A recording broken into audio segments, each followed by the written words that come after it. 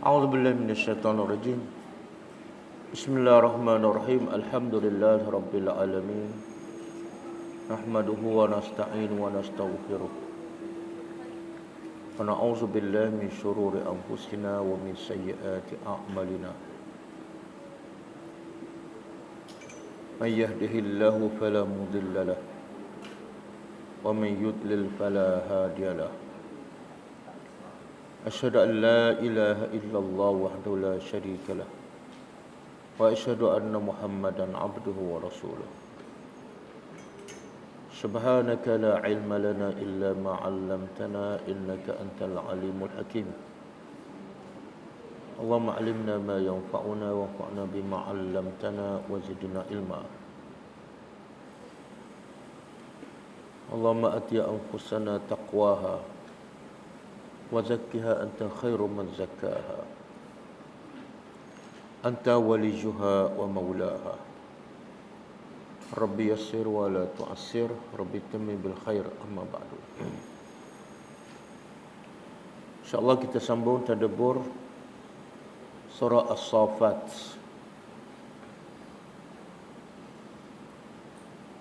Ayat 31. Sebelum tu kita tengok pengajaran ayat lepas. Ayat berapa? 27.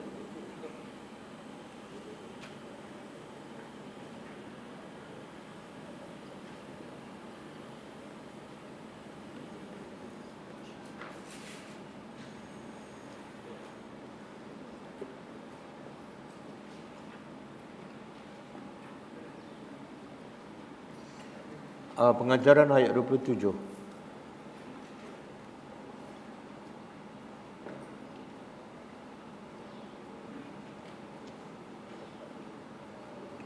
A'udzubillahi minasyaitonir rajim. Wa aqbala ba'dhum 'ala ba'dhin yatasaalun. Maksudnya, dan sebahagian mereka iaitu ahli neraka saling cela-mencela, kutuk-mengutuk antara sesama mereka.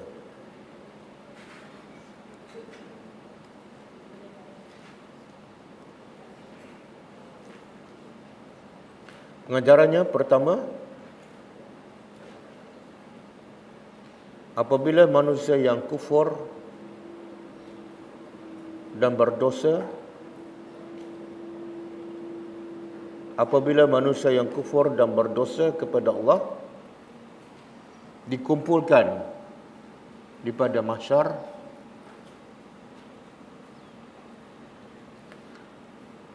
maka mereka saling mencela dan menyalahkan antara satu sama lain.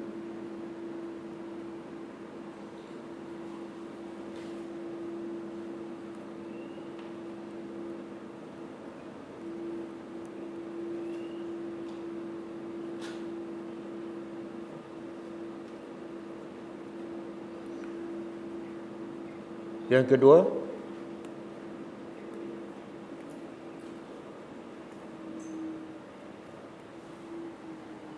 Allah sengaja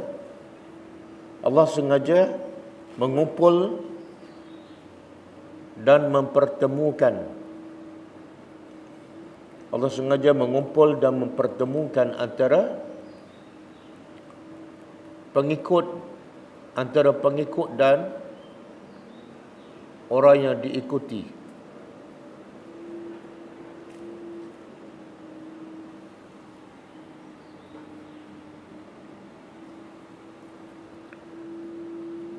Sebagai satu penyesalan dan kemarahan di antara yang mengikut dan yang diikuti.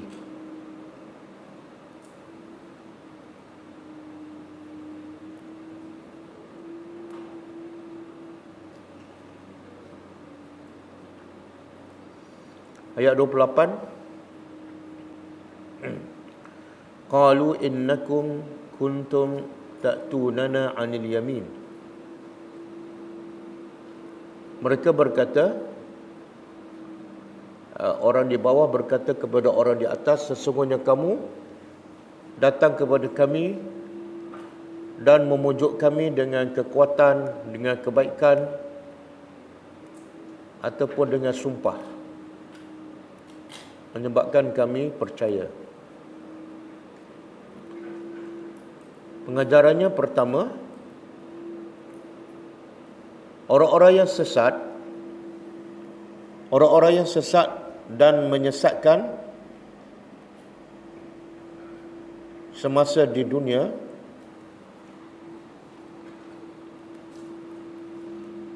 akan menggunakan berbagai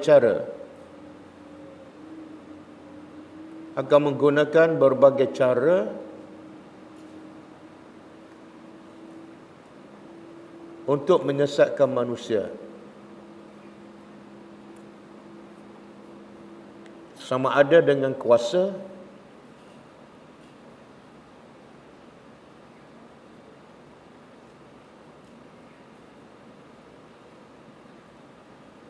atau dengan bersumpah atau dengan menjanjikan kebaikan.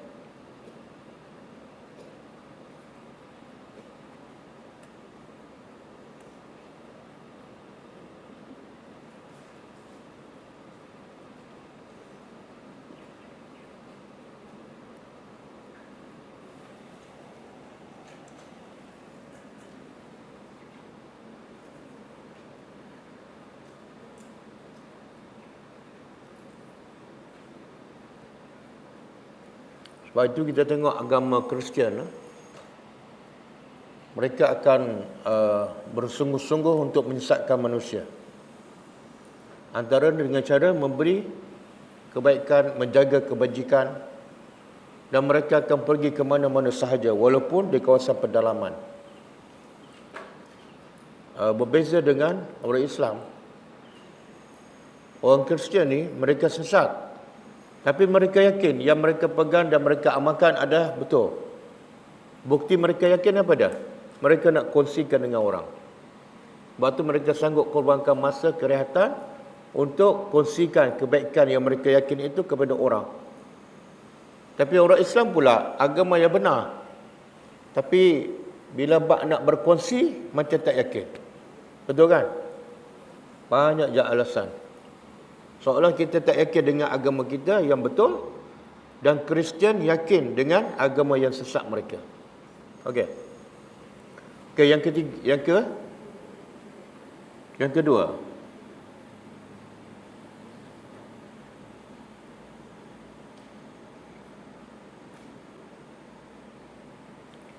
Kebenaran itu hanya daripada Allah sahaja.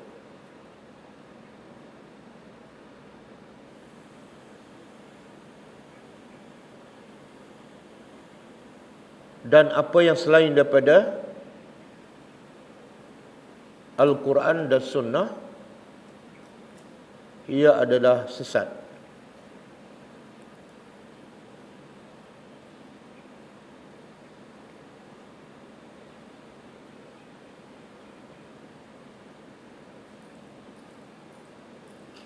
Okey, ayat seterusnya, ayat 29.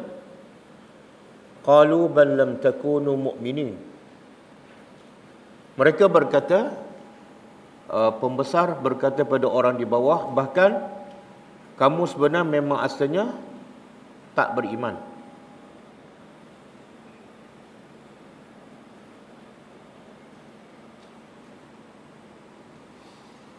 Pengajarannya pertama, sesiapa yang imannya tidak kuat dan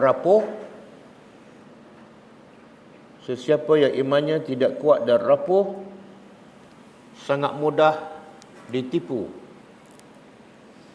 oleh nikmat dunia dan kata-kata manis manusia.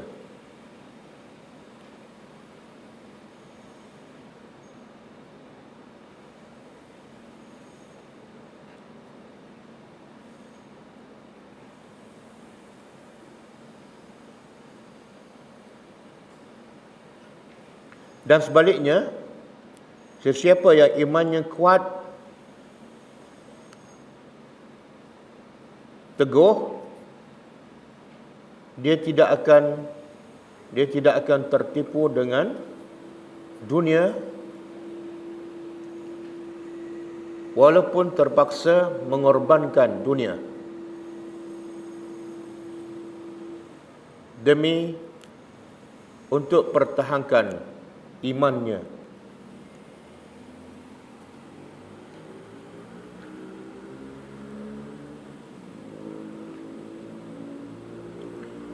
Yang kedua, sesiapa yang sesat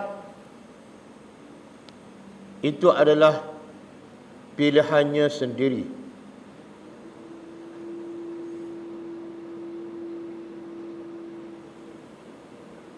Tidak ada sesiapa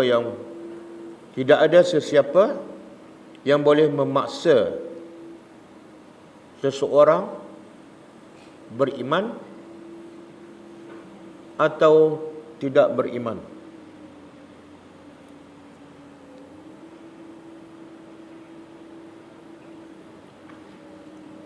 Okey, ayat 30. Wa ma kana lana 'alaikum min sultan bal kuntum qauman taghin. Kata pembesar, kami tidak ada kuasa ke atas kamu untuk memaksa kamu, bahkan kamu adalah kaum yang sesat. Pengajarannya, pertama,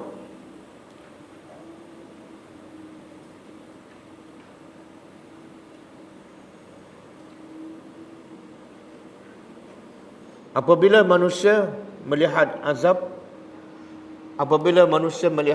azab Allah di akhirat, semua akan berlepas diri.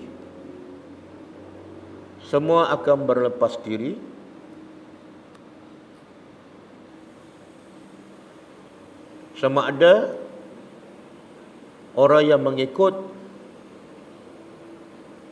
atau yang diikuti.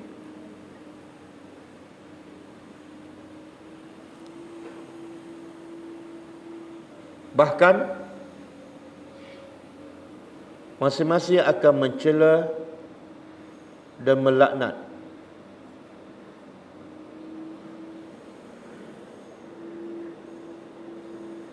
Antara satu sama lain.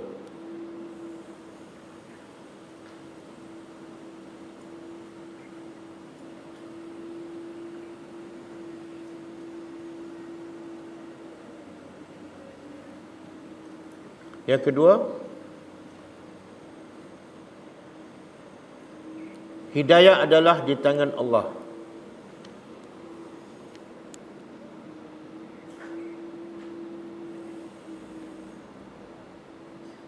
Dan Allah akan menyesatkan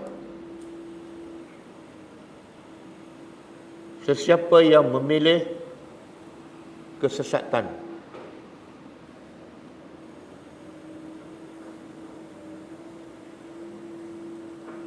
Kerana Allah tidak pernah zalim kepada hamba-Nya.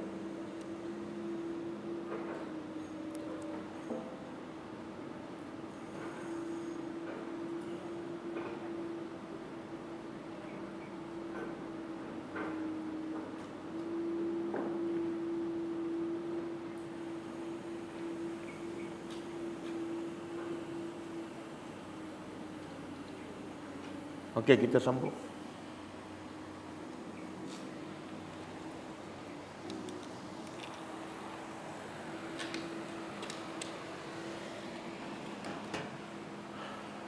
A'udzubillahi minasyaitonir rajim.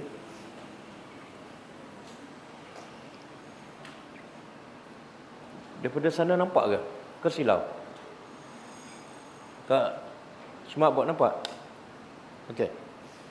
Ini ayat hari ini adalah sambungan kisah bagaimana suasana manusia yang berdosa di pada mahsyar, di akhirat. Setelah saling menyalahkan antara satu sama lain, orang di atas menyalahkan orang di bawah menyalahkan orang di atas. Kemudian apa yang berlaku seterusnya? Allah berkata, A'udzubillahi minasyaitonirrajim. Fahaqqa. Lalu haqqa. Haqqa apa makna? Benar.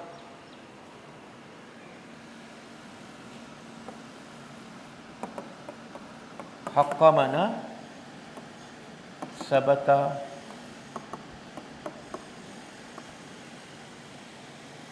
ataupun wajaba.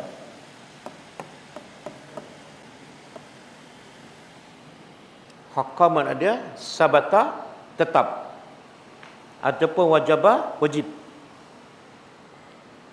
Ada tak dalam surah Yasin perkataan haqqa? Dia awal-awal surah Yasin.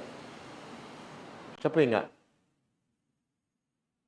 Awal surah Yasin. Yasin wal Qur'anil Hakim, innaka laminal mursalin. Sambung. Ayat berapa? Awal-awal surah Yasin. Kuat sikit. Laqad haqqal qawlu ala al-kazibin. Ala apa? Ala aktsarihim wa hum la yu'minun.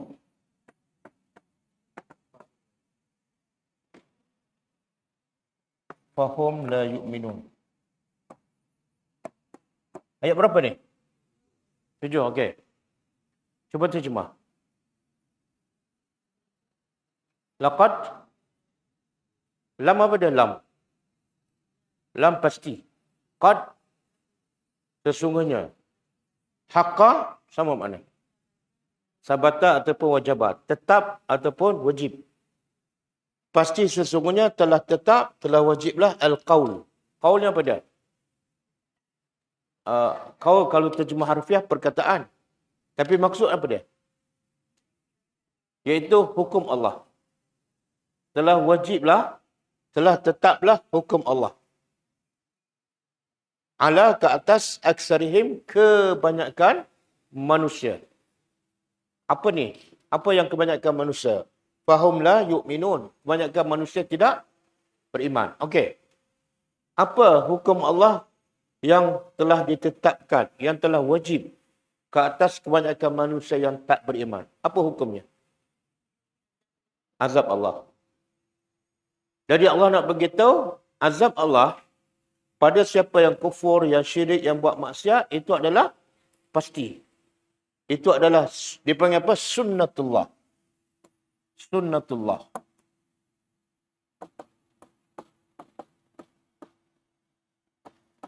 Sunnatullah. Sunnatullah iaitu ketetapan, peraturan yang Allah tetapkan. Siapa buat dosa, dia tak bertaubat, dia akan tanggung akibatnya. Tak boleh diubah. Siapa yang buat amal soleh, ikhlas, diterima, dia tetap akan dapat balasan surga. Itu peraturan yang tak akan berubah. Itu makna haqqa. Dia tak sama dengan peraturan manusia. Peraturan manusia kadang-kadang berubah. Bertukar apa? Bertukar menteri ke, bertukar kerajaan. Berubahlah undang-undang, betul tak? Tapi kalau manusia masuk dalam kubur buat dengan dosa, boleh tak berubah undang-undang dia? Kuburnya jadi taman syurga. Tak boleh. Itu makna haqqa.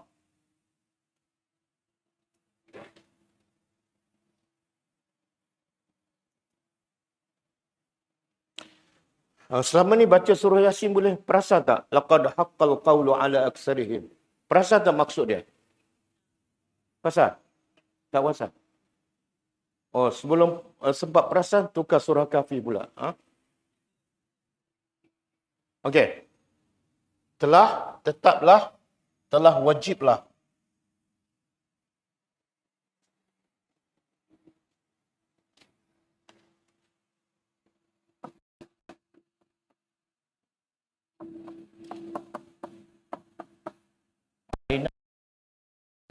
ke atas kami.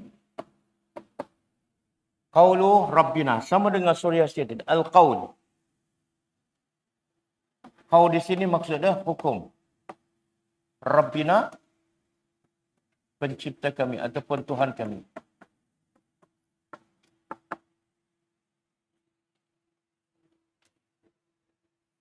Okey. Nabi Ibrahim AS, pada masa dia jumpa bapa dia. Bapa dia beriman ke kufur? Kufur. Jadi seorang anak tengok bapa yang akan menuju ke neraka. Macam mana perasaan seorang anak? Sedih. Maka dia merayu pada Allah. Engkau berjanji nak muliakan aku dan ahli keluarga aku. Tapi bapa aku kufur. Maka Allah kata, aku haramkan surga kepada orang yang kafir. Walaupun dia bapa kamu. Itu haqqa, sunnatullah. Tidak ada perubahan. Okey? Inna, sesungguhnya kami lazaikun, pasti. Lam ni dia panggil harfut taukid. Inna pun taukid juga, penegasan. 2 kali penegasan. Sesungguhnya kami pasti zaiqun. Zaiqun daripada zaqa. Zaqa makna rasa. Kalau kata nama, kata terbit, zuq. Zawqun. Zawqun, rasa. Kalau kita nak suruh orang rasa makanan, zuq dalam bahasa Arab. Kan? Pernah dengar az-zuq? Di mana? Pernah dengar az-zuq? Itulah ada satu isu kan. Ingatlah. Nama apa? Nama kelab malam. Apa kaitan dengan rasa? Oh, kelab malam tu. Bila tu? Sekarang ada lagi. Oh, zaman Mufti Selangor dulu. Datuk Ishak Baharom. Oh, kuat ingatan. Dari zuk, rasa. Kalau zakah, zaikun, orang-orang yang pasti. Sesungguhnya kami pasti orang-orang yang akan merasai. Merasai, rasa, zuk. Rasa apa ni? Azab. Ini siapa yang berkata ni? Siapa yang berkata? Ayat yang sebelum ni. Antara pemimpin dengan pengikut. Antara guru yang sesat dengan anak guru dia, anak murid dia. Saling-saling menyalahkan antara satu sama lain. Kamu sesatkan aku. Guru kata apa? Kamu memang sebelum aku sesat, memang dah sesat pun. Maka akhirnya apa dia? Dia kata apa? Keputusan Allah, hukum Allah, pasti akan berlaku pada kita. Sama ada aku sebagai pemimpin ataupun kamu sebagai orang bawah. Dan semua kita akan rasa azab. Sama-sama tanggung. Sama-sama tanggung.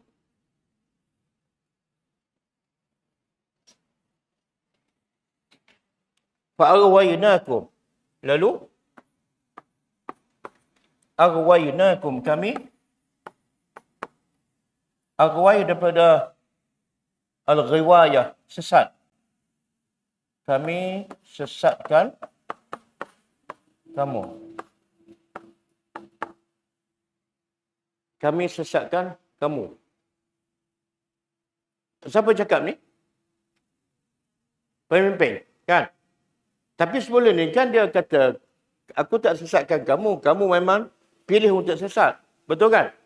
Sekarang kenapa pula dia mengaku? Kami sesatkan kamu. Kalau kita tak faham, kita nampak macam ada percanggahan. Tadi dia kata kami tak sesatkan kamu. Kamu yang pilih untuk sesat. Sekarang, dia kata kami sesatkan kamu pula. Okey, dalam bahasa Arab, dalam Al-Quran, ahli tafsir mengatakan, kami sesatkan kamu, bukan pemimpin ataupun guru sesatkan anak murid. Tetapi pemimpin ataupun guru penyebab kepada kesesatan. Beza menyesat dengan penyebab. Bila orang tu menjadi penyebab, Allah sandarkan sesat tu kepada dia. Walaupun bukan dia yang menyesatkan. Macam saya ajar ajaran sesat kan. Orang lain semua jahil. Saya yang ajar. Dalam keadaan manusia jahil, saya ajar. Dan akhirnya, yang mendengar saya ajar sesat. Saya penyebab. Walaupun sebenarnya yang menyesatkan siapa? Allah dengan sebab pilihan manusia. Boleh faham? Sebab itulah pentingnya apa? Pentingnya apa? Pilih guru yang mursyid. Guru yang membawa kita kepada Al-Quran dan As-Sunnah. Kalau selain pada itu, berhati-hati. Okey, kami telah sesatkan kamu sesungguhnya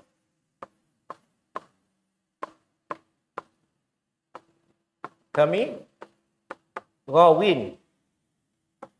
Kami sesat.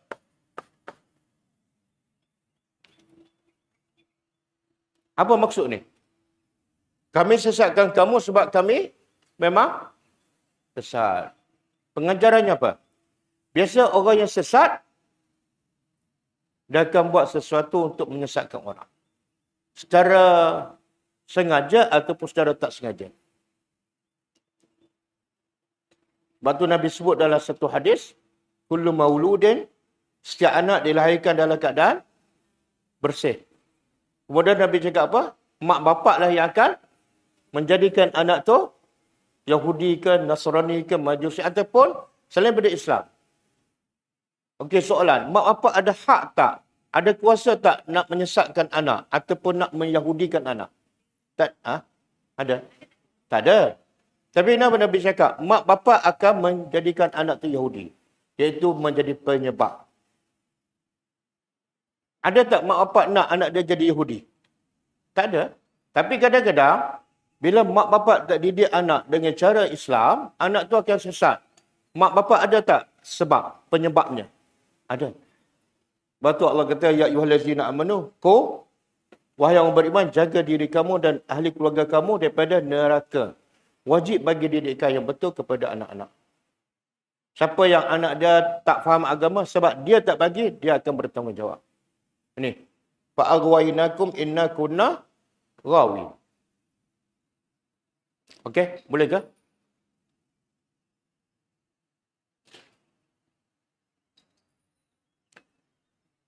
Fa'innahum, kemudian Allah kata, fa'innahum,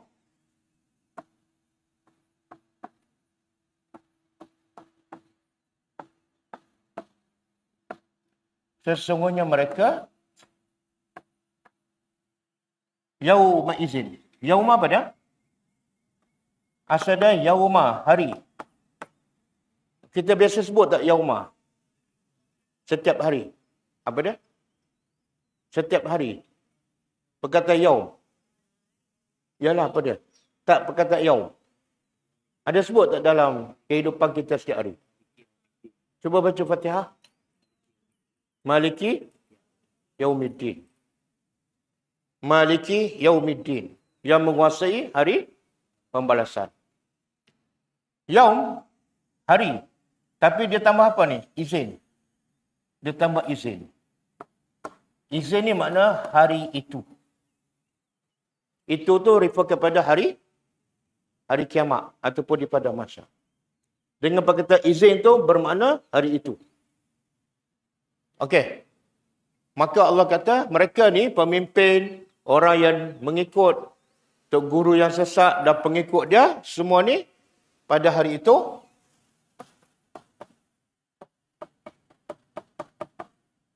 fil azab, dalam azab. Mustarikun apa dia? Daripada syirik. Dan ada satu perkataan yang jadi bahasa Melayu dah, syarikat. Apa nak syarikat? Siapa dia syarikatkan? Maknanya dia mensyirikkan. Tak, syirik di mana? Berkongsi. Orang syirikkan Allah, dia berkongsi Tuhan. Orang ada syarikat, dia kongsikan.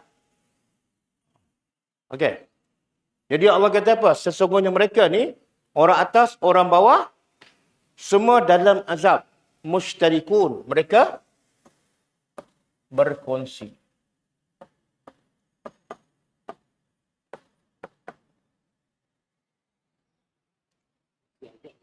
Ha? Kongsi azab. Okey. Apa maksud berkongsi azab? Apa maksud? Kenapa Allah sebut berkongsi azab? Sebab masyarakat dunia, mereka berkongsi kesyirikan. Mereka berkongsi dosa. Mereka berkongsi maksiat. Sama-sama sesat. Maka balasan pun sama-sama azab yang sama. Okey. Yang kedua, adakah mereka berkongsi azab ni? Azab mereka sama? Tak sama. Azab ni akan berdasarkan apa? Setakat mana kekufuran dia, kesyirikan dia, maksiat dia. Kadang-kadang tok guru ni lagi besar dosa dia, maka azabnya lagi besar. Sebab itulah neraka ada berapa tingkat? Berapa? Ada berapa tingkat neraka? 7 tingkat. Surga? 8. Bangunan tertinggi kat dunia ada berapa tingkat? Bangunan tertinggi kat dunia? Berapa? Sekarang bangunan tertinggi di mana? Petronas dah lama tu. Yang terbaru tu berapa tingkat? Cek tengok.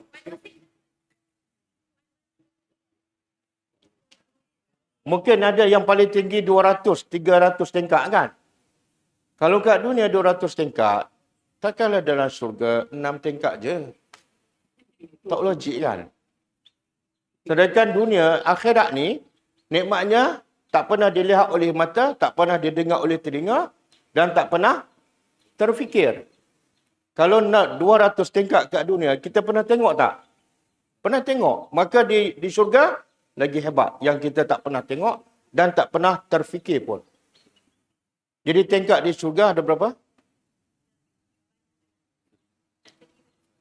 Tak terkira. Macamlah pernah kira. Nabi sebut dalam satu hadis, tingkat di syurga ada 100. Dan jarak antara satu tingkat ke satu tingkat macam jarak langit dengan bumi. Maknanya tingkat ke 80, nak ke tingkat 81 macam daripada bumi ke langit. Ada 100 tingkat. Tapi dalam satu hadis yang lain, Nabi kata, dikatakan pada orang yang menghafal dan beramal dengan ayat yang dihafal, dikata pada dia bila nak masuk surga, baca satu ayat naik satu tingkat. Baca satu ayat naik satu tingkat. Jadi kalau ikut hadis ni, berapa tingkat? Sebanyak bilangan ayat Al-Quran. Berapa ayat? Semua 6,000 lebih kan? 6,000 lebih. Ustaz buat apa tinggi-tinggi? Di 4 tingkat bawah pun okey dah. Itulah cita-cita kita kat surga. Rendah aja. Okey. Jadi sebenar salah satu cara untuk kita tingkat kedudukan kita di surga, caranya apa? Bukan tadabbur saja, tadabbur, faham, amal dan hafal. Ni ayat ni. Surah As-Saffat ni, kalau siapa hafal surah As-Saffat, yang pendek-pendek untung. Pendek tapi dapat satu tingkat. Boleh? 3 kul? 3 kul tak tahulah. Okey. Cuba buka surah Al-An'am 132.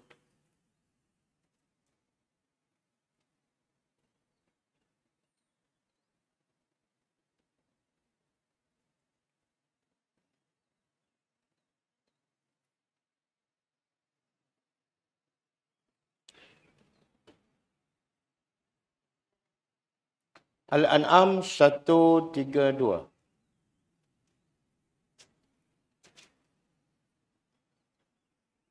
Okey, cuba tengok terjemahan dia.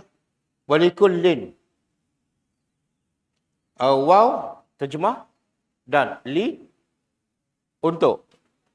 Li, untuk. Kullin, setiap orang.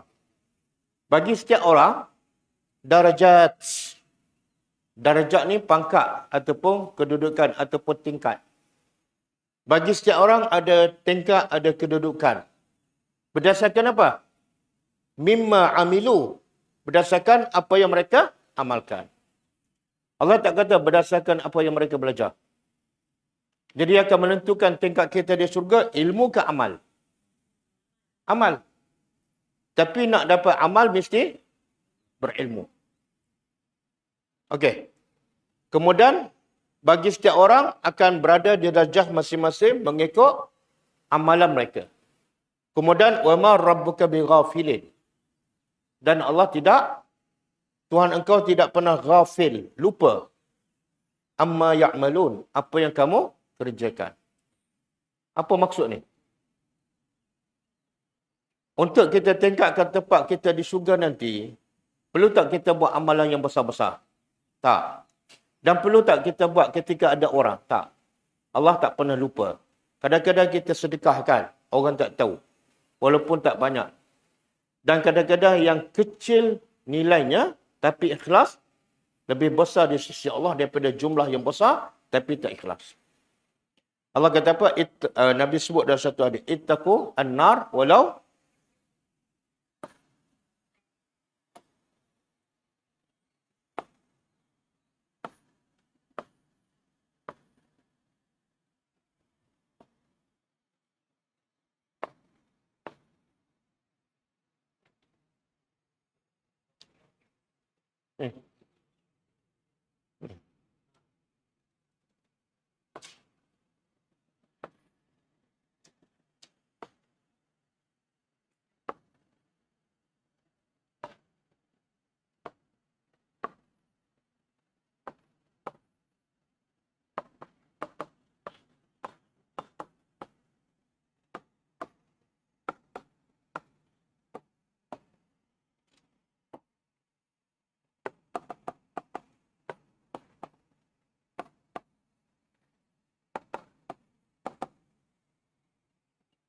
okey.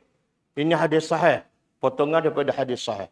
Nabi kata apa? Ittaqu an-nar. Takutlah api neraka walaupun bisyaki. Syaki ni secebis. Biji kurma dibagi dua. Itu bagi syaki. At-tamrah tamar. Mana Nabi kata, Nabi sayang pada kita. Takutlah pada api neraka walaupun dengan amalan yang kecil. Dan kita pernah dengar ada seorang ibu, dia bagi kurma untuk anak dia. Dan untuk dia pun dia bagi pada anak dia. Nabi kata itu adalah amalan ahli syurga. Jadi jangan tunggu nak besar baru kita nak bersedekah. Dan jangan pula kita ada banyak, bagi separuh kurma pula. Itu dia panggil apa tu? Kedekut. Okey.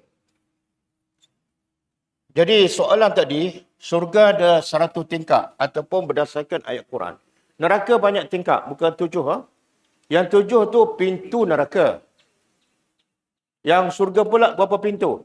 8. Itu pintu. Pintu dengan tingkat lain. Jangan tersilap. Neraka paling bawah, siapa? Orang munafik. Yang solat, yang puasa, yang berjihad bersama Nabi.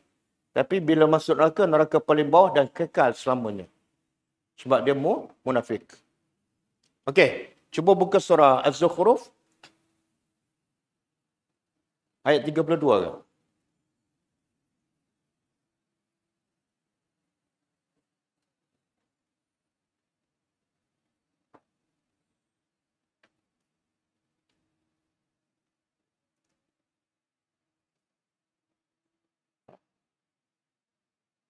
Okey. Ayat 39.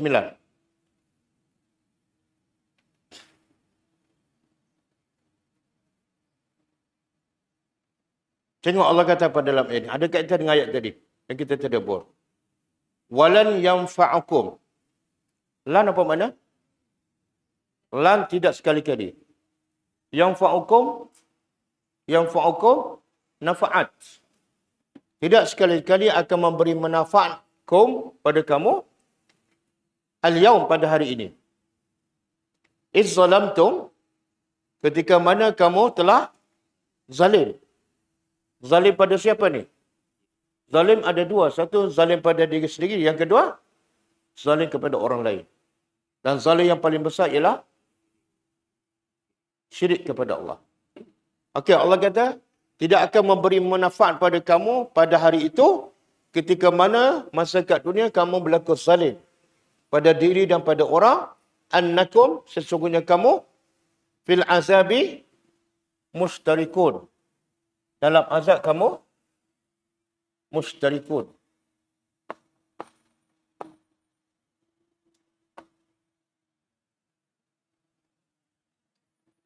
Mana?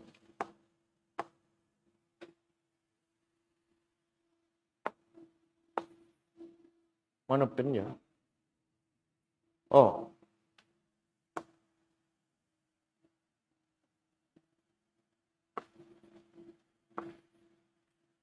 Fil azabi mustarikun. Sama tak ayat tadi? Sama kan?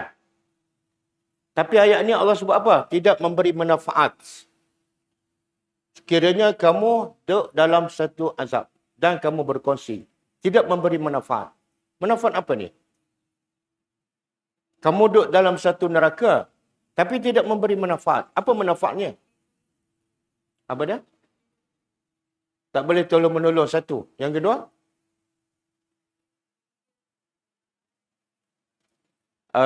kalau kita ditimpa musibah dan kita pergi hospital, kita tengok orang lain lagi teruk pada kita.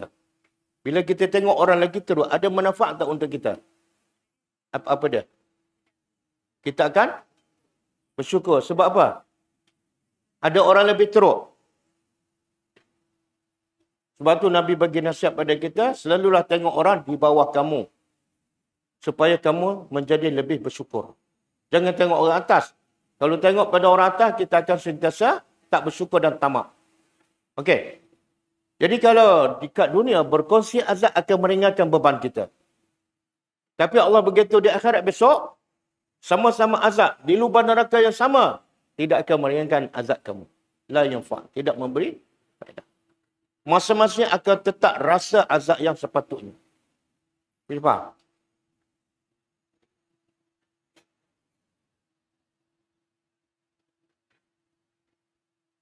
Okey, kita balik pada ayat kita.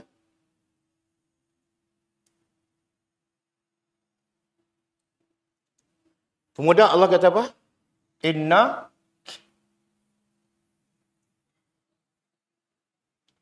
sesungguhnya Inna kami kazalika. Demikian itulah naf'alu kami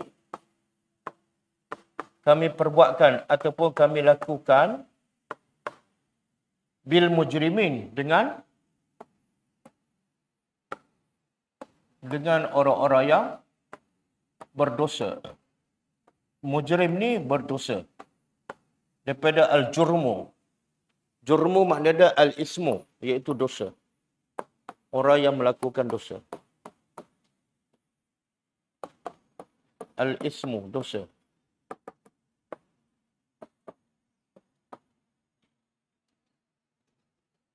Tengok Allah kata, begitulah kami balas ni.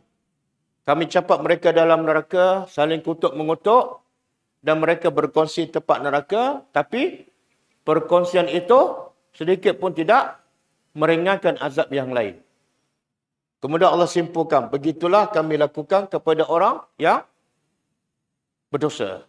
Makna apa ni? Allah nak begitu apa ni? Allah tak zalim. Semua yang kena azab sebab apa? Sebab berdosa. Jadi pengajarannya apa? Nak mengelakkan azab, jangan jadi mujrim. Jangan jadi orang yang berdosa. Bila berdosa, terus bertobat. Saya pernah cerita tak?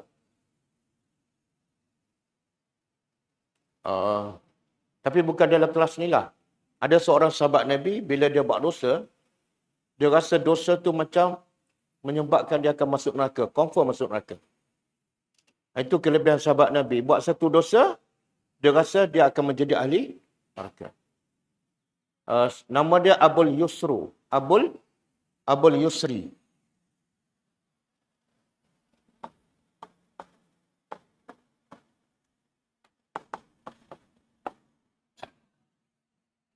Abul Yusri. Dia jual tamar. Macam ni lah. Saya tulis Rumi je lah. Abul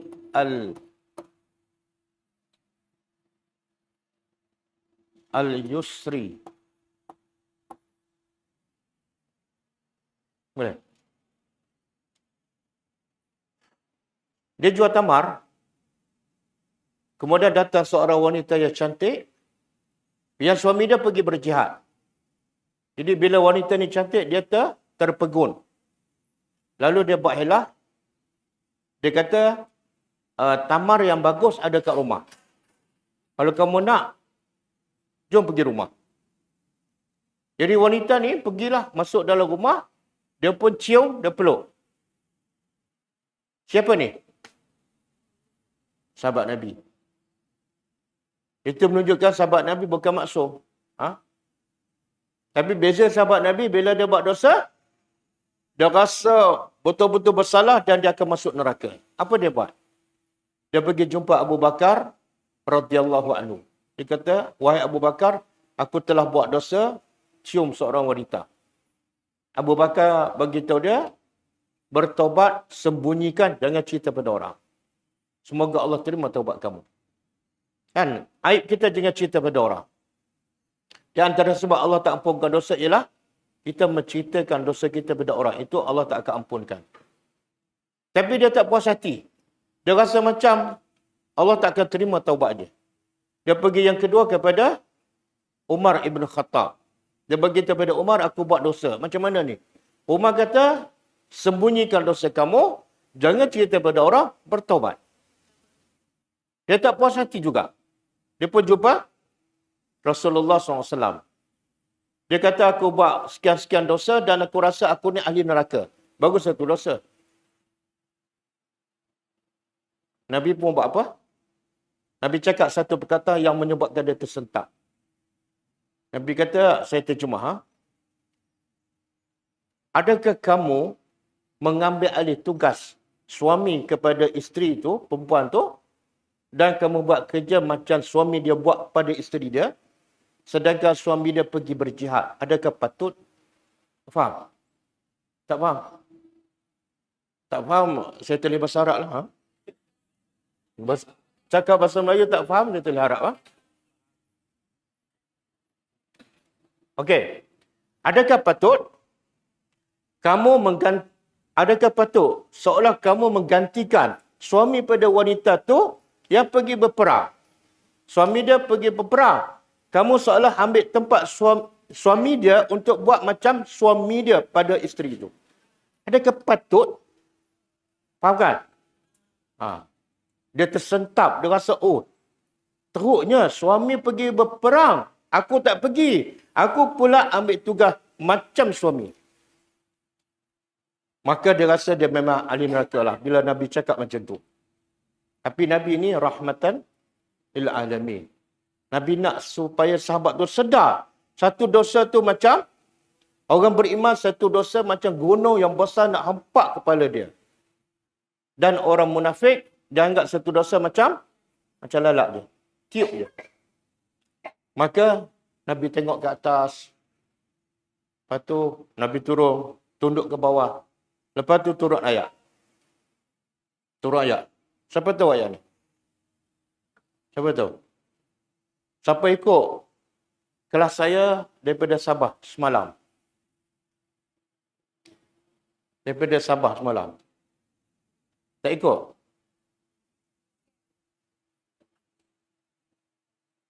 Ada yang ikut ni. Tapi tak nak bagi tahu. Riak. Dalam surah Al-Isra, Allah kata, Aqimis salata tarafayin nahar. Dirikan salat di waktu siang. Dirikan solat waktu siang 3 waktu. Subuh, Zuhur, Asar. Wa zulafan minal lail. Dan dirikan solat sebahagian di waktu malam, iaitu Maghrib dan Isya, 5 waktulah. Kemudian Allah kata innal hasanat yuzhibnas sayyiat. Innal hasanat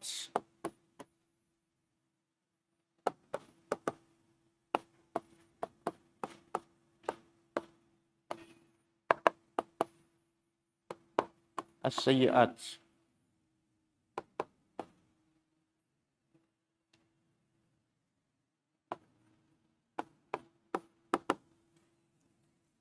Surah Al-Isra. Cuba cari ayat berapa?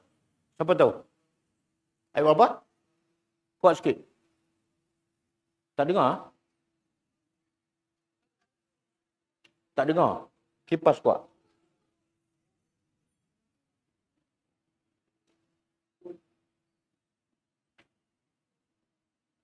Satu 14 lah.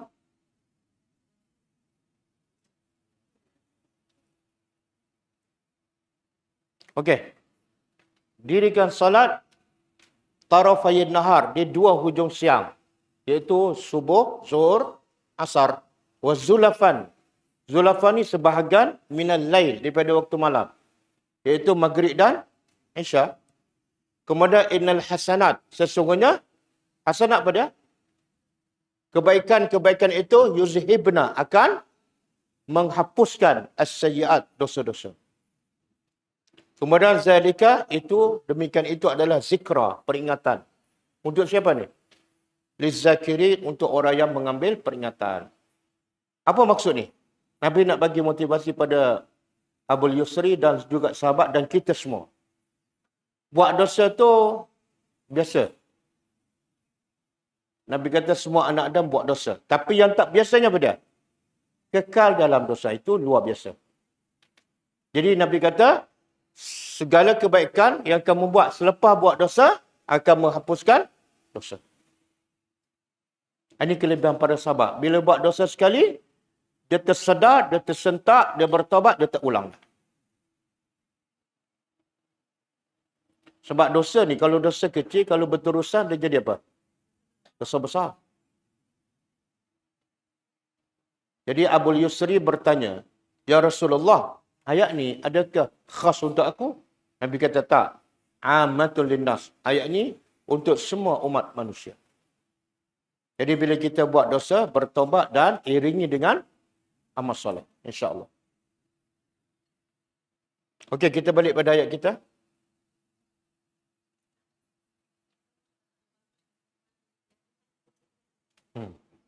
Mula-mula dia jumpa siapa? Abu Bakar. Kemudian Umar. Dua-dua Abu Bakar dan Umar bagi nasihat yang sama. Sembunyikan dosa. Jangan cerita pada seseorang. Jangan masuk Facebook. Dan jangan bertaubat. 3 benda. Dalam satu hadis Nabi kata, Kullun nas mu'afa. Setiap orang akan diampunkan dosa. Kecuali mujahir. Kecuali orang yang menzahirkan dosa dia. Dia buat dosa, sembunyi. Tapi besok dia cerita pada orang. Orang macam ni Allah tak ampunkan dosa. Kenapa? Dalam dia buat dosa, dia berbangga lawan Tuhan. Cerita pada orang. Allah tak akan ampunkan. Okey. Begitulah kami lakukan pada orang yang berdosa. Kemudian, ayat seterusnya, Allah nak bagi tahu. Apa sebab semua ni? Pemimpin, orang bawah, atau guru yang sesat, pengikutnya. Kenapa? Apa punca mereka masuk neraka, saling kutuk mengutuk. Dan mereka berkongsi dalam neraka yang sama. Apa punca semua ni? Puncanya ialah ayat seterusnya. Innahum, sesungguhnya, mereka kanu adalah mereka iza qila, apabila dikatakan lahum, kepada mereka, Apa dah? La ilaha illallah. Tidak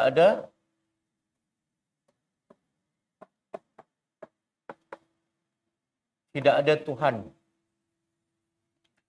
Kena terjemah lengkapnya apa? Tidak ada Tuhan yang berhak disembah.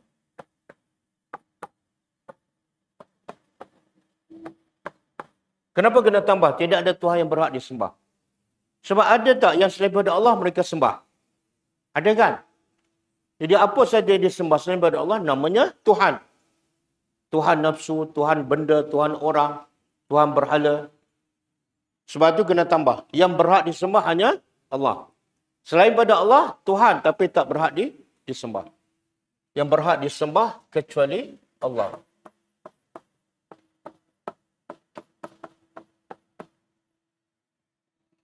Okey. Apa sikap mereka ni? Bila disebut ataupun disuruh kepada agar mereka meninggalkan syirik dan mentauhidkan Allah. Sebutlah la ilaha illallah. Apa sikap mereka? Yastakbirun. Mereka sombong.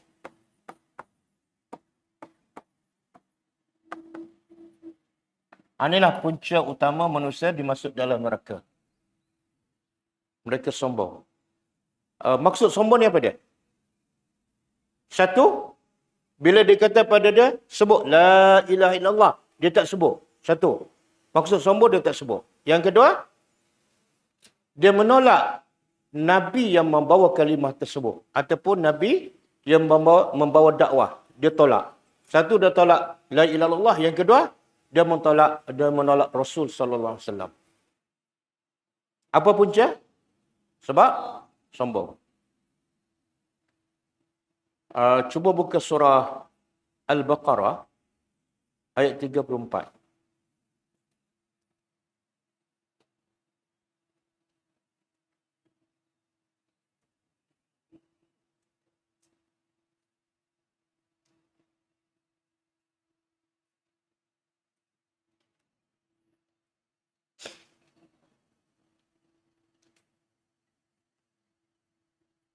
Okey. Cuba kita terjemah sama-sama. Wow dan is. Ketika mana? Dia beza is dengan iza.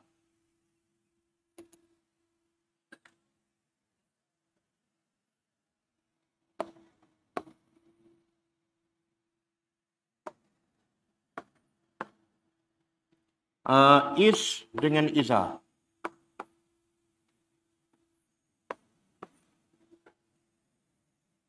Kalau is apabila. Kalau is iza apabila. Kalau is ketika mana.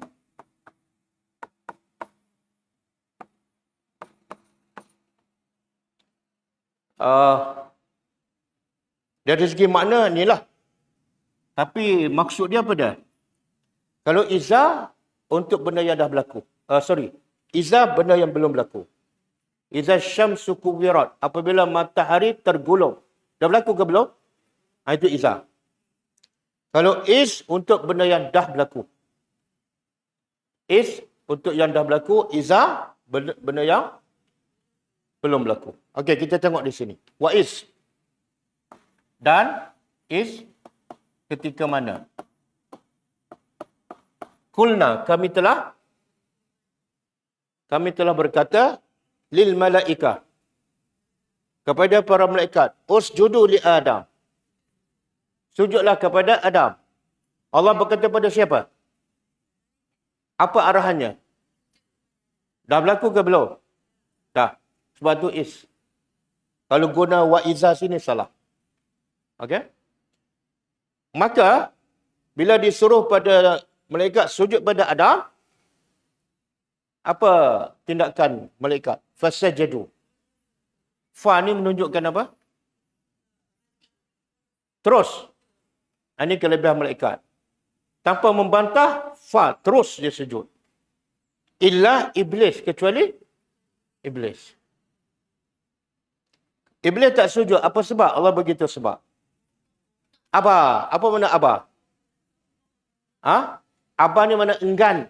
Enggan sujud. Enggan ikut perintah Allah. Apa sebab dia enggan?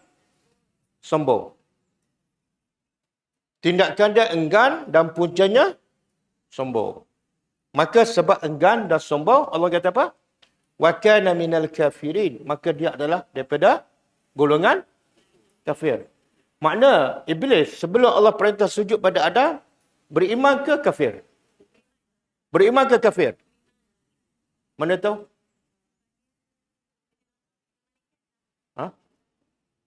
Mana tahu? Iblis sebelum Allah perintah sujud pada Adam, dia beriman. Sebab apa? Kalau kita belajar bahasa Arab ni, wakana. Bila dia menjadi kafir tu? Bila dia enggan sujud pada Allah. Jadi punca manusia jadi kufur apa dia? Sombong. Sombong. Jadi jangan sombong dengan Allah. Termasuklah sombong dengan Allah ialah tak nak faham ayat Al-Quran. Sombong. Dia banyak masa untuk faham kata-kata manusia. Dia banyak masa baca apa-apa macam berita. Baca WhatsApp, baca Instagram. Tapi tak ada masa nak baca ayat Allah. Itu sombong. Sedangkan masa dia untuk baca kata-kata manusia, siapa yang bagi dia sihat sampai dia boleh baca? Allah. Tapi untuk baca kata-kata Allah yang bagi dia sihat, dia tak ada masa. Itu sombong. Sebab tu sombong saya dah beritahukan. Ada 2 ciri-ciri sombong. Siapa ingat? Kuat sikit. Bahasa Arabnya? Bahasa Arabnya. Ini hadis Nabi ni. Sombong pertama,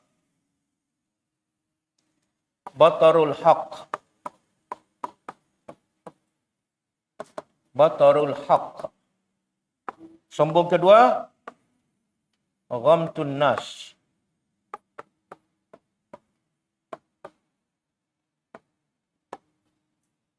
Bataruh, tolak. Yang Quran dia tak nak belajar. Yang sunnah tak nak belajar. Yang nak belajar ialah yang guru dia yang mimpi. Itu sombong. Ataupun Quran tak nak belajar, sunnah tak nak belajar, yang bid'ah pun tak nak belajar. Nak belajar apa? Nak cari dunia je. Pun sombong. Yang kedua, bila dapat dunia, dia sombong dengan orang. Dua-dua tu penyebab manusia masuk neraka. Okey? Jadi, saya nasihatkan diri saya dan kepada semua. Khususnya di bulan Ramadan. Allah nak bagi peluang pada kita supaya apa? Rendahkan diri. Tundukkan diri, dekatkan diri dengan Allah melalui Al-Quran. Al-Quran, bulan Ramadan adalah bulan Al-Quran. Bagi masa. Dah sebelah bulan banyak masa kita untuk manusia, untuk orang, untuk anak, untuk keluarga. Tapi untuk kitab Allah, sentiasa tak ada masa. Jadi Allah masih sayang pada kita. Allah bagi 1 bulan. Allah rantai syaitan. Allah tuntut pintu neraka. Allah buka pintu surga. Supaya apa? Kita lebih mudah untuk kembali kepada Allah. Dan dekat pada Al-Quran. Okey? Bolehkah? InsyaAllah. Target berapa ni? Bulan Ramadan, target. Nak khatam ke nak tadabbur? Khatam tak nak dah? Okey, ya nak tadabbur ni target. Bulan Ramadan, 1 hari berapa page? Siapa dah ada plan daripada sekarang? Masuk bulan Ramadan dia nak mula tadabbur. 2 page ke, 3 page ke? Siapa dah ada plan? Dah. Berapa page? 1 page.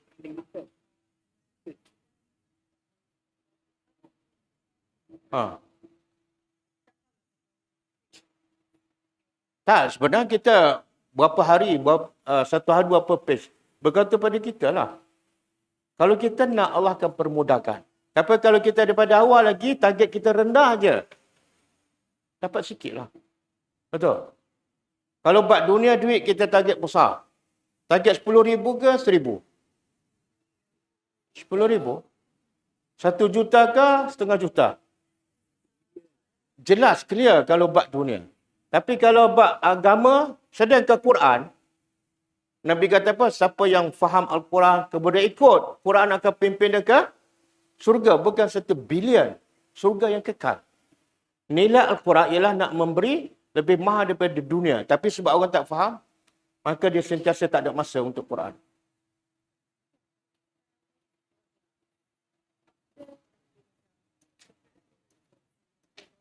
Ha.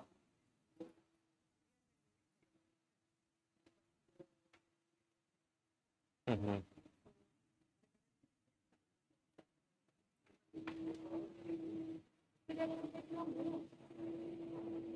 Okey. Soalan dia kalau kita tak ada bersorah-sorah. Tak. Kita ada tetapkan contohlah 1 hari 2 page. Baca terjemahan, baca ayat. Ada ayat yang kita boleh faham. Ada ayat yang kita boleh faham. Dan bila tak faham, kita carilah video ke ceramah siapa-siapa ustaz, ayat yang kita tak faham. Kan? Lepas tu sambung lagi. Besok 2 page. 1 bulan kita dapat apa? 60 page. 60 page tu berapa juzuk? 3 juzuk. Betul tak? Sebulan Ramadan kita boleh faham 3 juzuk. Lepas tu lepas Ramadan sambung lagi. InsyaAllah kalau kita sentiasa istiqamah buat macam tu, hidup kita akan jadi lebih tenang, lebih bahagia dan lebih dekat kepada Allah.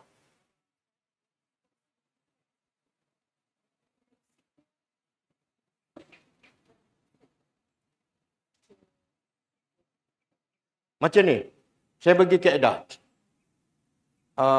Kadang-kadang kita pun nak juga pahala kan. Satu masa kita bagi masa untuk baca dah khatam. Contoh pagi lah. Kan? Setengah juzuk lepas subuh. Setengah juzuk. Lepas tu lepas zuhur, setengah juzuk. Itu untuk baca dah khatam. Jangan tengok mana.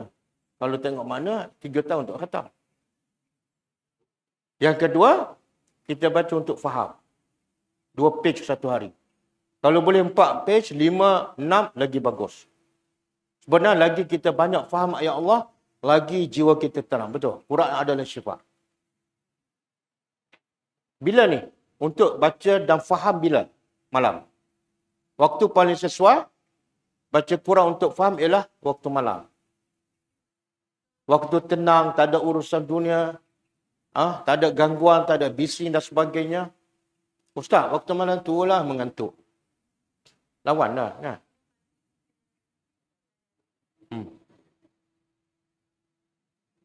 Satu lagi. Yang ketiga. Bagi satu masa untuk kita hafal apa ayat yang kita faham. Hafal ayat yang kita faham. Supaya apa?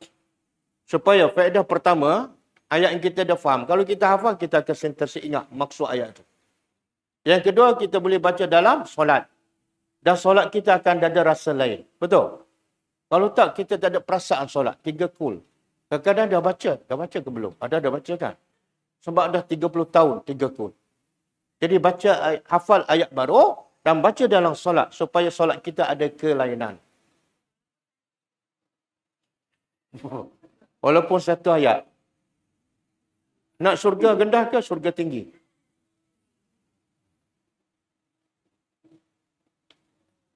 Okey. Pernah tak dengar lagu Ku Menantimu di Pintu Surga? Pernah dengar? Siapa menyanyi tu? Tak kenal? Alikat. Dia Muslim ke tak? Kalau bukan Muslim pun nak juga walaupun di pintu surga. Takkanlah kita orang Islam nak pintu juga. Tinggilah kan. Jadi target hafal.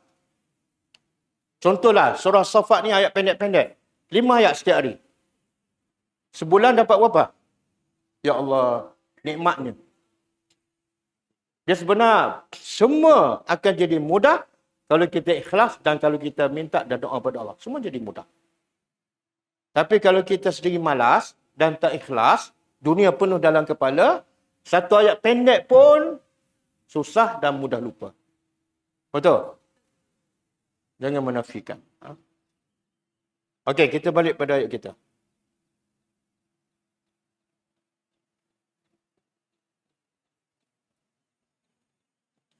Ingat punca semua manusia masuk neraka sebab sombong. Satu, sombong dengan Allah. Yang kedua, sombong dengan manusia. Okey. Saya nak sebut ayat tadi juga, la ilaha illallah. Orang musyrikin Mekah, bila dikata pada mereka, sebut la ilaha illallah, mereka tak nak. Mereka sombong. Kenapa? Mereka faham tak kalimah la ilaha illallah?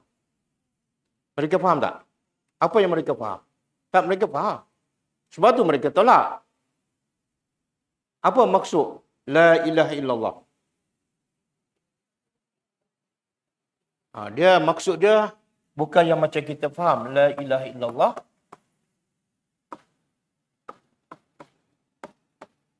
Maksud dia ialah la hukma illallah. Selain daripada maksud tidak ada Tuhan yang berhak disembah melainkan Allah, ada maksud yang lebih luas, iaitu tidak ada hukum, tidak ada peraturan yang wajib kita ikut melainkan peraturan Allah. Peraturan apa ni? Semua sekali. Daripada bangun pagi sampai tidur malam. Sebab tu orang musyrikin bila Nabi sebut, dia menentang habis-habisan. Sebab dia faham. Makna kalimah la ilaha illallah, dia kena apa? Bukan mengucap, tapi kena berubah secara totali. Pegangan, akidah, amalan, image, semua kena tukar. Sebab tu dia menentang habis-habisan. Dan kalau dia terima, dia berubah 180 darjah. Bukan sekadar untuk ucapan. Cuba buka surah Al-Baqarah ayat 165.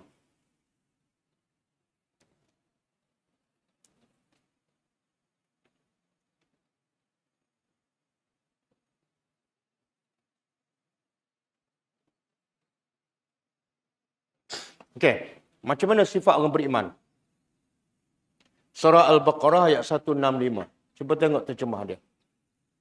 Wa minan nas. Kalau ayat sebelum ni, sebelum ayat 165, ayat 164, Allah cerita tentang kehebatan Allah mencipta langit dan bumi, menukar siang dan malam dengan teratur, sikit pun tidak ada cacat, tidak ada lewat, semua sempurna, beribu tahun. Lepas tu Allah beritahu dalam ayat ni, wa minan nas. Terjemah, walaupun Allah tu, bukti Allah tu hebat, cukup jelas dan banyak, ada juga manusia yang man yattakhizu, orang yang mengambil selain daripada Allah andada. Apa makna andada? Sekutu. Berhala, sembah pokok yang langsung tak ada kelebihan. Mencipta pun tak, bagi rezeki pun tak. Tapi ada juga manusia ambil, menjadikan sebagai Tuhan. Bahkan mereka ini yuhibbunahum, mereka mencintai Tuhan yang selain daripada Allah, sebagaimana orang beriman cinta pada Allah. Orang beriman cinta pada Allah. Apa buat apa, semua kerana Allah. Tapi orang tak beriman, buat kerana berhala. Buat kerana nafsu. Sama level dia. Yang ni cinta pada Allah. Yang ni cinta pada selain pada Allah. Kemudian Allah kata, sifat orang beriman apa dia? Apa sifat orang beriman? Wallazina amanu asyaddu hubban lillah. Wallazina amanu asyaddu hubban lillah. Ni. Orang beriman ialah asyaddu hubban lillah. Apa makna? Cintanya pada Allah adalah tersangat. Bila bertemu dengan perintah Allah, on the spot, dia boleh tinggalkan nafsu. Itu orang beriman. Kita tengok apa ni? Bila Allah perintah pada orang beriman, arak tu haram. Dan masa tu arak tu masih minuman kebiasaan orang Islam. Bahkan macam minum ais jok. Tapi bila turun ayat tentang haramnya arak, apa mereka buat? Mereka tangguh tak? Yang ada kat tangan pun, itu asyaddu hubban lillah. Bila bertemu dengan perintah Allah, kita tidak pilih terus taat. Tapi kalau kita ada lagi, dalam bab puasa, kita ikut perintah Allah. Dalam bab lain, kita tak ikut perintah Allah. Ramai tak orang berhenti makan dan minum bulan Ramadan? Betul? Tapi ramai tak orang tak berhenti mengumpat, mengutuk orang di bulan Ramadan. Makna dia tinggal kerana apa? Bukan kerana Allah. Bukan kerana Allah. Kadang-kadang masa berbuka pun, kadang-kadang dia tak bercakap, tak mengumpat, tak makan, tak minum. Sampai maghrib. Bila maghrib, dia mula dengan mengatuk orang. Ataupun dia mula dengan maksiat. Jadi sebenarnya itu tanda dia puasa bukan kerana Allah. Mana mungkin kamu tinggal minum kerana Allah, tapi kamu tak boleh tinggal benda yang haram yang kamu buat sepanjang masa. Itu bukan kerana Allah. Apa dia?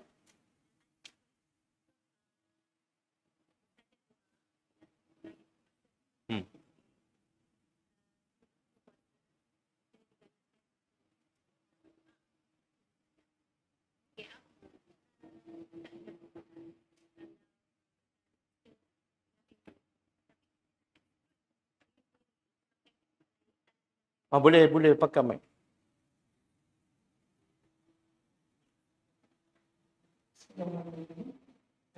Tukar. Okey.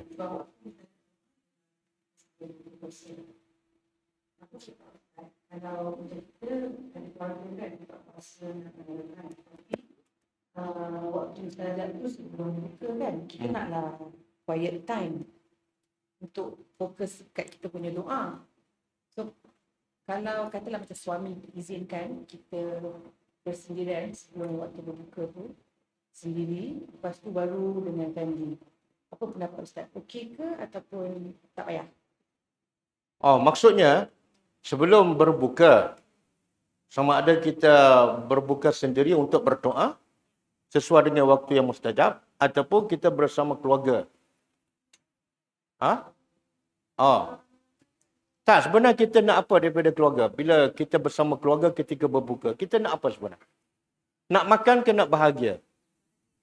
Kalau nak bahagia, berdoalah pada Allah, minta semua keluarga yang ada masa tu, semua suami, anak berdoa sama-sama. Doa sama-sama. Jangan sembah sama-sama.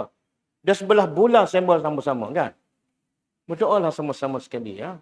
Okey, sekarang semua diam, masing-masing berdoa, minta hajat dia. Satu didikan. Okey. Jadi orang beriman, sangat-sangat cintakan Allah. Okey, boleh buka hadis.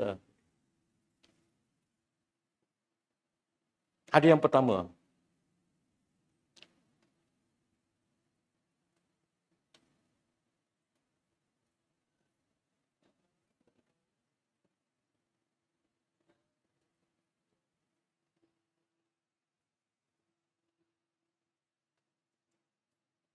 Okey.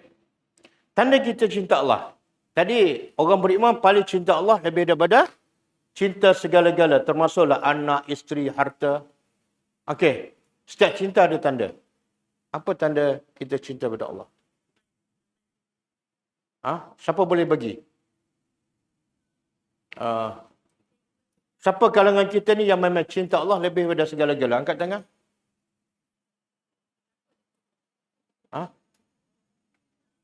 Sandra. Takut? Ada ke tak ada? Tak, kalau ada saya nak tanya, apa tandanya? Siapa boleh beritahu? Kalau dia cinta Allah, bagi tanda. Apa dia? Cinta?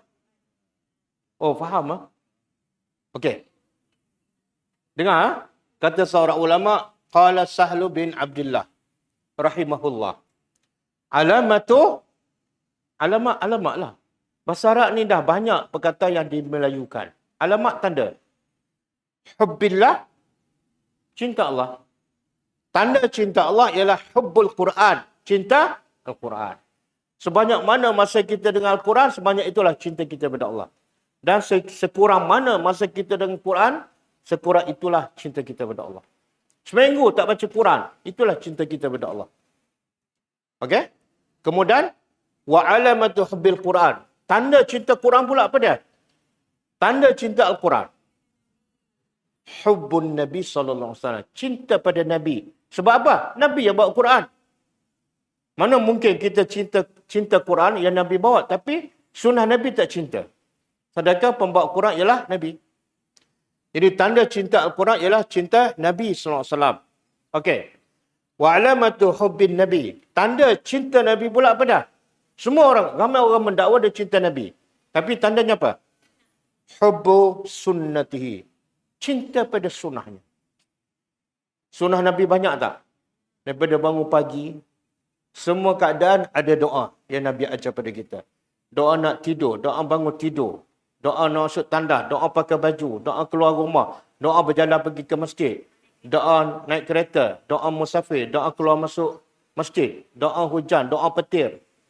Banyak, ada 72 yang saya kumpul. Tapi sebenarnya banyak yang saya kumpul 72. Sebab saya tahu yang 72 pun ramai tak buat. Okey? Jadi tanda cinta Nabi apa dah? Cinta sunnah dia. Makan, bila kutip, tumpah. Bila tumpah, kutip.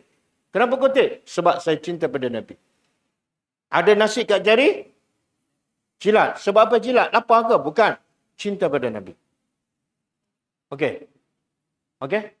Kemudian, wa alamatu hubbi sunnah. Tanda cinta sunnah Nabi. Apa dah? Hubbul akhirah. Cinta akhirat. Lebih pada dunia. Masa kita kerja akhirat lebih banyak daripada masa kita cari dunia. Itu tanda cinta sunnah Nabi. Dan tanda cinta Nabi. Tanda cinta akhirat. Apa pula? Wa alamatu hubbil akhirah. Tanda cinta akhirat ialah bughdu ad-dunya. Ini ramai yang fail. Tanda cinta akhirat ialah benci dunia. Bughdu dunia. Bughdu benci. Tak suka dunia. Nabi cinta tak dunia? Okey, soalan. Kenapa kita kena tak boleh cinta dunia? Kenapa? Sebab orang beriman waras. Orang beriman, dia akan cinta benda yang kekal. Betul tak? Dunia bila dibanding dengan akhirat, apa nilai dunia? Kan Nabi kata macam celup jari ke laut kan? Air yang melekat kat jari itu. Celup bukan cedok. Pada cedok banyak juga. Celup.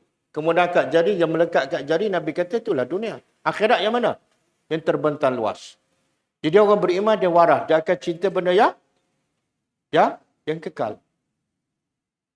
Dan jangan salah faham, bukan tolak dunia. Cari dunia untuk cinta akhirat. Dapat dunia, beli akhirat. Dapat dunia, beli akhirat. Okey. Ada lagi tak habis lagi ni. Tanda benci dunia. Tanda benci dunia. Apa dah? Alla yaddakhir minha. Dia tidak simpan. La yaddakhir. Dia tidak simpan daripada dunia kecuali sebagai bekalan. Illa zadan. Zadan bekalan. Wa bulghah. Dan sebagai alat untuk sampai ke akhirat. Dia tak simpan dunia kecuali untuk yang dia boleh bawa ke akhirat. Jelas tak? Jelas? Okey, saya ulang. Semula. Pertama, tanda cinta Allah, cinta Al-Quran. Yang kedua, tanda cinta Al-Quran, cinta Nabi sallallahu alaihi wasallam. Tanda cinta Nabi sallallahu alaihi wasallam, cinta sunnahnya. Tanda cinta sunnah Nabi, cinta akhirat. Tanda cinta akhirat, benci dunia. Tanda benci dunia, dia tidak simpan kecuali benda yang boleh dibawa ke akhirat. Kan Nabi cakap, bila mati anak Adam, akan ada 3 benda iringi jenazahnya. Betul? Apa dia? 1? Tak, bukan. Itu yang lain tu. Bukan. Yang lain. Bila orang tu mati, ada 3 benda mengiringi dia. Mengiringi jenazah. 1, anak isteri dia keluarga. Yang kedua, Hartanya, keretanya apa semua. Yang ketiga, amalnya.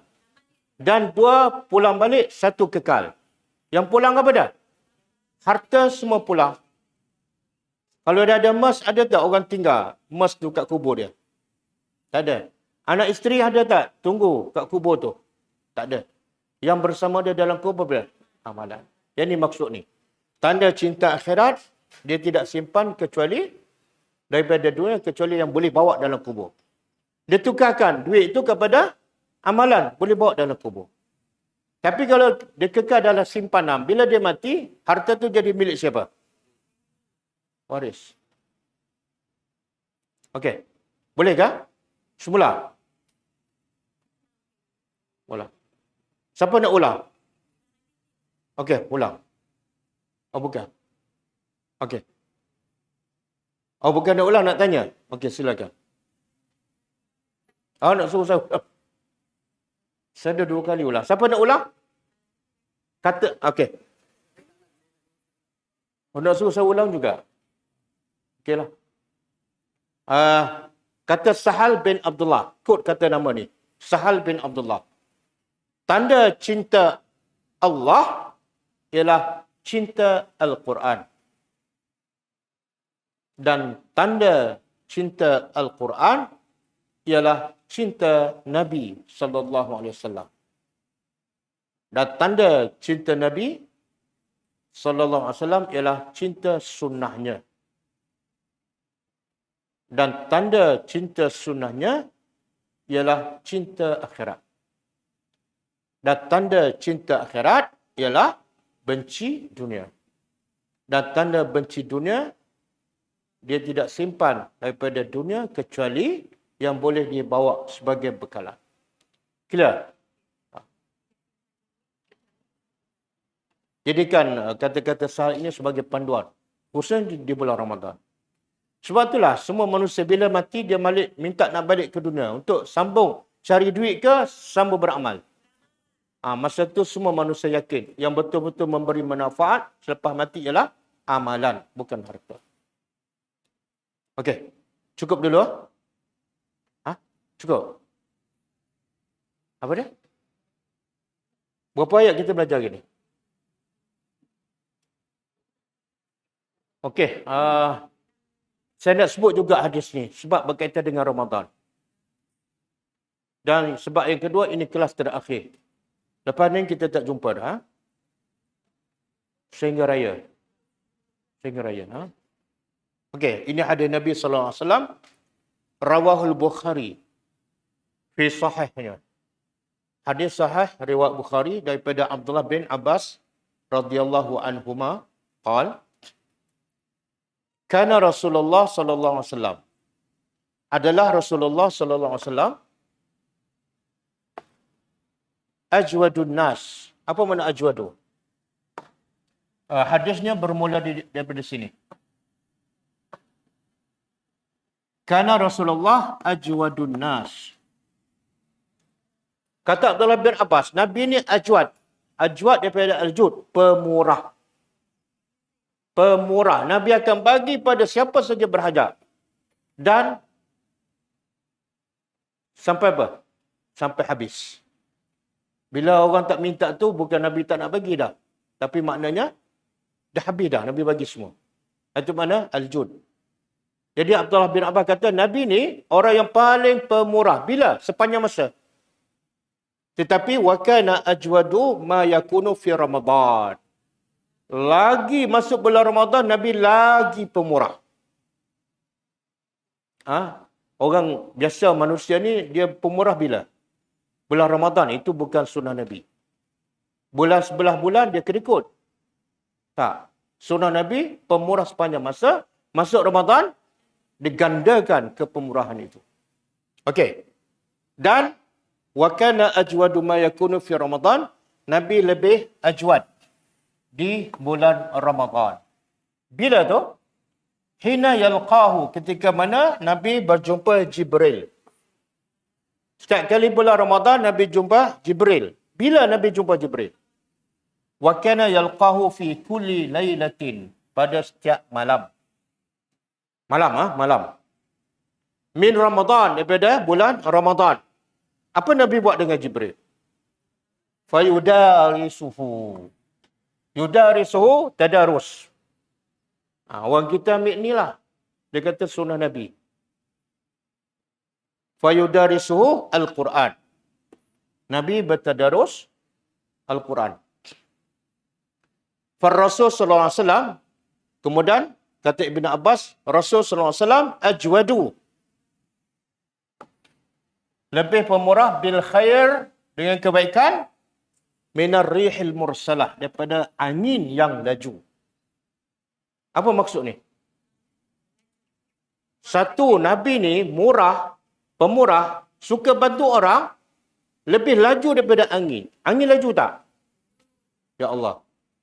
Satu. Yang kedua, bila angin ni, dia rahmat daripada angin tu, siapa yang akan dapat?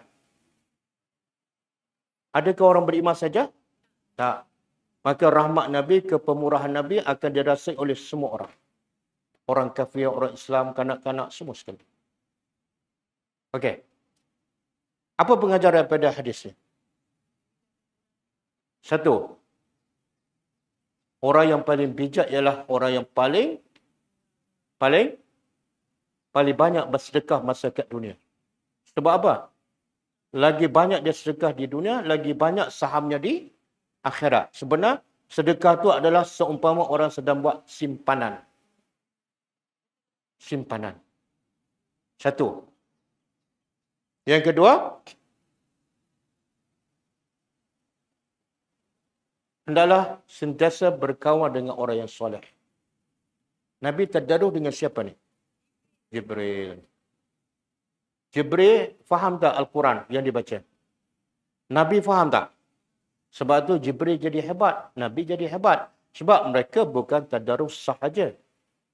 Mereka baca, mereka faham, mereka hafal dan mereka amal dan mereka sebarkan. Sebab tu jadi hebat. Jadi kalau nak ikut sunnah Nabi bab tadarus, jangan bab tadarus saja. Dan tadarus pula dengan siapa? Dengan orang alim. Jibril itu orang alim, malaikat yang alim. Yang ketiga, Nabi dan Jibril tadarus bila ni? Malam. Soalan kenapa malam? Malam waktu paling senang, paling mudah untuk kita menghayati ayat Quran. Sebab kalau setakat nak baca, pagi boleh, tengah hari boleh, petang boleh, betul tak? Kalau setakat nak pahala, nak khatam, bila-bila masa? Tak. Quran sebenarnya, manfaat Quran jauh lebih besar daripada pahala tu. Lebih besar daripada khatam. Quran nak bagi apa? Syifa. Nak rawat penyakit hati kamu. Nak bagi ketenangan, nak bagi bahagia. Maka kamu kena faham. Dan waktu paling sesuai, malam. Mengantuk. Tak, sebenarnya mengantuk tu sebenarnya alasan. Sebab apa? Bila kita tukar je buat benda lain, hilang mengantuk. Betul tak? Bukan kurang mengantuk. Bila buka channel TV, segar.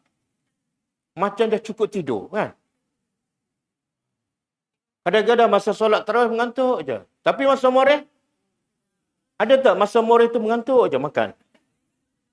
Sampai bubur tumpah. Ada? Tak ada. Tapi masa solat tarawih duduk kat tiang je. Masa makan duduk kat bubur je. Sebenarnya apa tu? Sebenarnya bukan mengantuk. Sebenarnya apa tu? Apa masalah? Tak ada cinta. Dia tak ada cinta. Kita tak kenal Allah. Bila tak kenal Allah, kita tak cinta pada Al-Quran. Bila kita kenal Allah, kita cinta Al-Quran. Tak tidur pun sanggup. Nabi berapa jam tidur satu hari? Sikit je. Tapi bila Nabi solat, bila Nabi baca Quran, mengantuk tak? Tak. Walaupun umur Nabi dah tua. Siang berjak, siang berdakwah. Malam solat malam lagi, tak mengantuk. Sebab cinta. Kita tak cinta pada Al-Quran. Baca je Yasin. Terus. Kadang-kadang orang buka Quran untuk, bila susah tidur, dia buka Quran. Dengar ayat Quran, tidur. Memang Quran tak sesuai dengan jiwa dia. Start baca je, tidur. Quran tak sesuai. Okey. Boleh, Jadi, kebanyakan orang kita di bulan Ramadan, banyak baca Quran sehari, tukar. Sehari tidur. Sehari tidur supaya malam dapat jaga untuk tadabbur, untuk bagi masa pada Quran. Ha?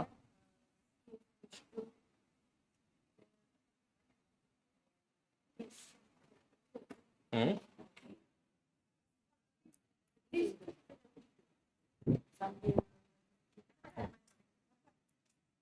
Semua yang kita niat nak baca tu ke dapat apa yang kita baca? Oh, dia niat nak baca banyak. Macam Tapi baca sikit tertidur. Dapat tak pahala? Dapat tak pahala? Saya bagi contoh macam ni. Dia niat nak makan banyak. Lepas tu makan sikit tertidur. Dapat tak manfaat makan banyak tu? Kuruslah. Dia sebenar bila kita, macam saya cakap lah, bila kita baca sikit tertidur, kita sebenarnya tak ada cinta. Orang kalau dia cinta, dia akan buat apa saja. Betul kan? Tak ada cinta. Kenapa tak ada cinta? Kita tak kenal kehebatan Allah, kemuliaan Al-Quran. Nilai Al-Quran setelah mati baru manusia tahu. Baru manusia cari Al-Quran. Tapi dah terlambat. Okey? Jadi pupuk daripada sekarang sebelum masuk bulan Ramadan. Jangan jadikan Ramadan kali ini sama dengan Ramadan bertahun-tahun yang lepas. Walhasil balik asal. Yang meriahnya bukan hati kita, bukan akhlak kita. Yang meriahnya ialah suasana. Okey, cukup ah? Ada soalan lagi? Tanya tadi. Tanya aja. Tak ada. Kalau tak ada, kita tutup. Untuk kita meriahkan dengan makan. Kita tutup dengan membaca tasbih kafarah. Subhanakallahumma wa bihamdika asyhadu an la ilaha illa anta astaghfiruka wa atubu ilaik. Assalamualaikum warahmatullahi wabarakatuh. كتاب الله ترق جنانه وتنى العظيم